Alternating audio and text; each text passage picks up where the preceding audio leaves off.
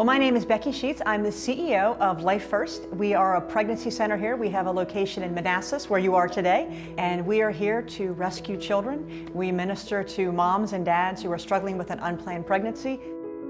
They come in, they're pregnant, they're scared, they don't know what they're going to do. In some cases, they are intent or leaning strongly toward terminating that pregnancy.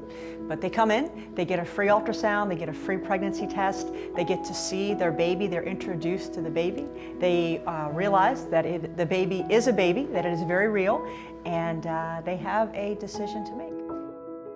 We have a lot of people who come and go from our pregnancy medical centers, and we're here, we call ourselves, we're like the emergency room. She comes in crisis, she comes in for the pregnancy test, so that's medically administered. We have medical staff, and then while she's waiting for the results of the pregnancy test, she goes into the counseling room. She meets with a lay counselor, a patient advocate, who just sits with her and listens. And I mean, sitting in these appointments is really cool because they really listen. They try to understand what's going on, how do you feel about the pregnancy?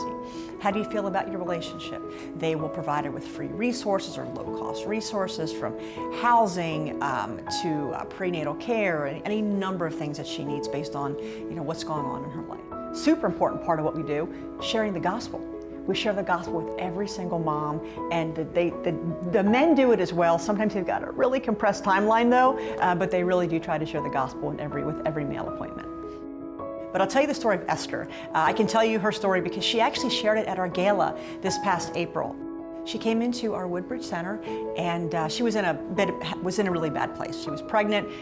There wasn't a future with the father. She had a lot of the feelings that a lot of the women who come into our centers have. And we shared the gospel with her. And she was very, very soft-hearted to the gospel. But she said, and this just breaks your heart, but we hear this, I can't make that decision because of what I'm going to do. And we hear that, like, that's a really good offer. Jesus sounds great, but I'm going to have an abortion. I can't trust God and do this thing, right? And we followed up with her, and we never really knew what she did. Weeks passed. And then one day, this young lady walks into the Woodbridge Center, and she asked for Pam's the name of our center director who met with her. And she said, I want to talk to Pam.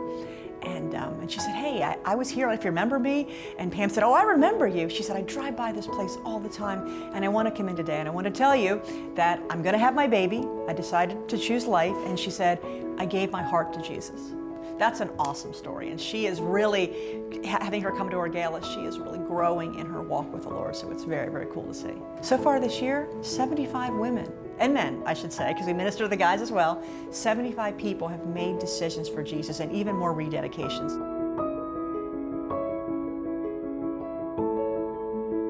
So what kind of resistance have you faced as an organization?